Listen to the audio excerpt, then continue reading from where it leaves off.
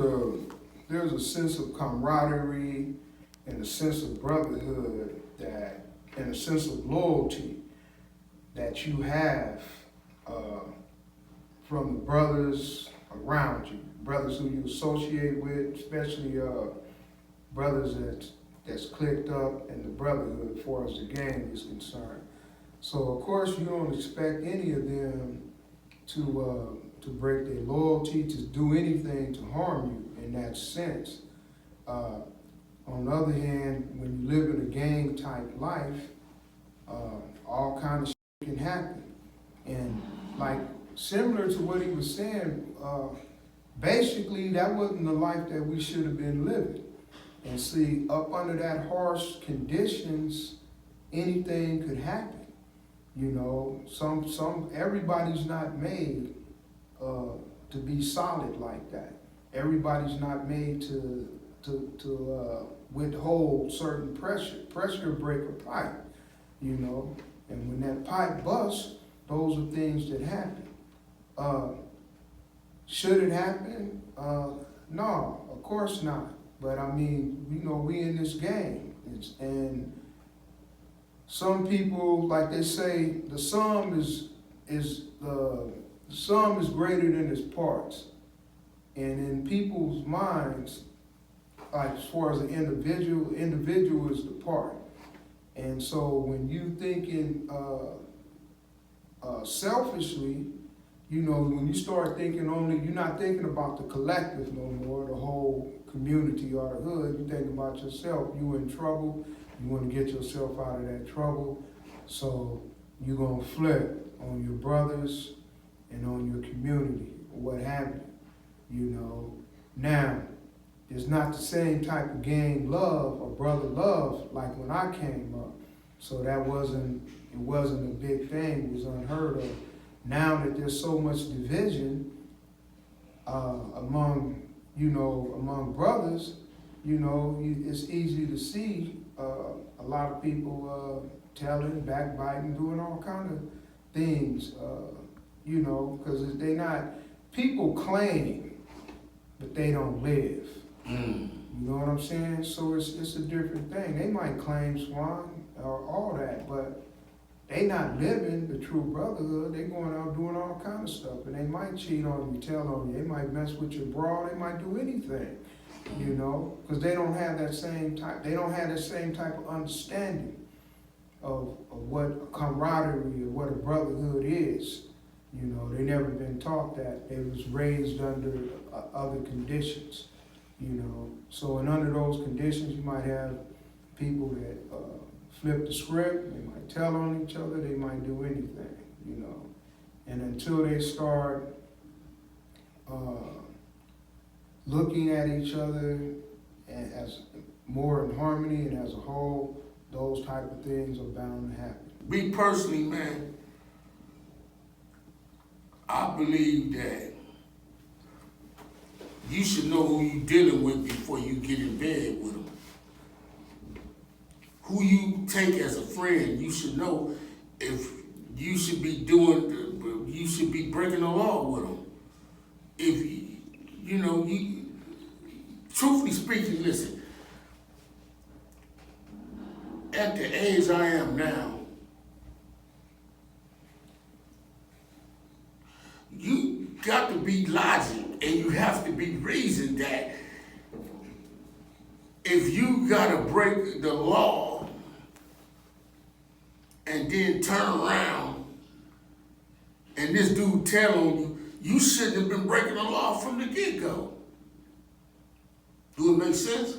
That's my take on it, that if I gotta do something that I got to break the law, then I shouldn't be doing this anyway to provoke you to tell on me. Now I should be able to break the law by myself without nobody telling on me, because I'm not gonna tell on myself. Do that make sense? Right. But from the aspect of, well, he ain't telling on me, so. Telling been here since time though, bro. That's what, see, when you get to playing these, and I ain't gonna speak and take time for the G. No, They got game. This is a game sometimes. If you listen, if the truth is the truth, right? How could you be snitching if you? I don't know, man. Some of the homies say, dude don't have no business opening his mouth on something that don't got nothing to do with him. Yeah, but guess what? If you did it and your ass got seen and all that, how's a person telling on you? Do it make sense? That's just my logic, that if you did it, you did it. Did you do it? Did you do it? Did you understand? So how, you know, now if a mother just open their mouth and say, hey man, you ain't got nothing to do with this, but you trying to get out of some shit because you trying to get out of you involved with, but you running your mouth about something that you didn't have nothing to do with it, then that's wrong right there. But if you and your boy go on a caper and shit, I don't know, man. We not the mafia. I'm not the mafia, so I you know, the mafia do that type of shit, knock your head down. I don't confess to be the mafia. So what do you think it takes to facilitate peace? I mean, in this day and age, this question I done already asked SYKE. So what do you think? Well, I think to facilitate peace, first you need facilitators. You need someone who's going to be the promoter of that. I think we all should be promoting it to a certain degree, but you're going to need leadership and to push that. And you're going to have to try to get others, especially if you're from a particular collective, to try to get the collective to adhere to what's needed, you know. And basically, you got to propagate that. That should be the goal. The main goal is just to propagate peace, to propagate an elevated life form, a new way of life, a life that's going to benefit us instead of causing us death. That's what I was just telling you, big homie, that in my time, this is my big homie right here, but we had that same spirit, us, my generation, and when we come in the game, we come in with that aggressive, especially in YA.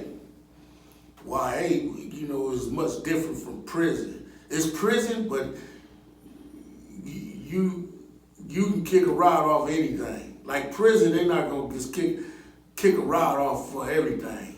In YA, we don't give a fuck. We gonna kick a rod off. I'm gonna kick a rod off.